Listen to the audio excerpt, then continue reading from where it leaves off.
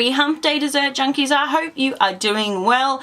I just wanted to say thank you so much to all the people who have been watching my Ice Bucket Challenge video. If you haven't checked that out, annotation is right here, right now for you to go check that one out. This week's recipe, I'm going to show you how to make something really simple with a little amount of ingredients, and it looks pretty spectacular, I reckon.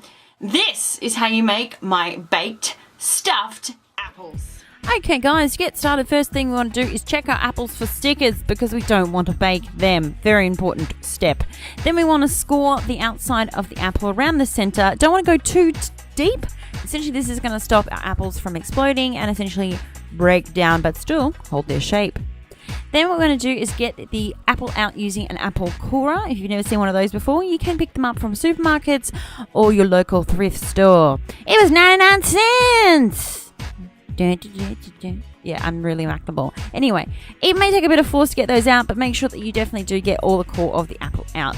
And then what we're going to do is place them onto an oven tray, and we want a bit of space around our apples so that they can essentially steam a bit. Into a bowl, we're going to add essentially our filling. So I've got a good amount of cinnamon there, and then I'm going to add some vanilla because vanilla just lifts everything. And then I've got some rum. Now the rum is optional, especially if you're doing it for small kiddies, but generally rum does burn off once you do cook it, so don't be too worried about that. Then I've got some dried fruit here. I've got some dates and I've got some figs. These are my favorite dried fruits, but you can use apricots, raspberries, cranberries, prunes, sultanas, raisins, craisins, you name it. But essentially you want the amount that I've put below, and that amount's going to change depending on your apple size, of course. Now to give it a bit of texture is I'm going to add in some hazelnuts that I just had in my freezer. So a bit of nuts, go for it guys. These are your apples. Then I'm going to essentially coat those in that bowl of the rum and the cinnamon, and now it's time to stuff.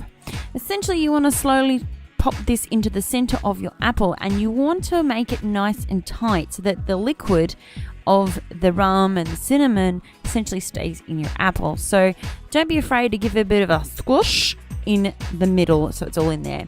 Bake your apples essentially until they're nice and soft. For me, these took an hour, and don't they look really, really cool? I think they look great. They're all crinkly and lovely, but full of goodness. There you have it guys. How simple and easy are they? They do look fancy-pantsy, but really not a lot of effort, and because you're putting the rum and the cinnamon and all good things in there, they're going to permeate into the apple. Wow, I just became really Jamie Oliver then. Anyway, thank you so much for watching this video. If you like what you've seen, you want to have desserts delivered to your inbox every Wednesday, please hit the subscribe button. That's the one of picture of me up there, or the subscribe button below, and I will see you next Wednesday for another video recipe. Bye guys.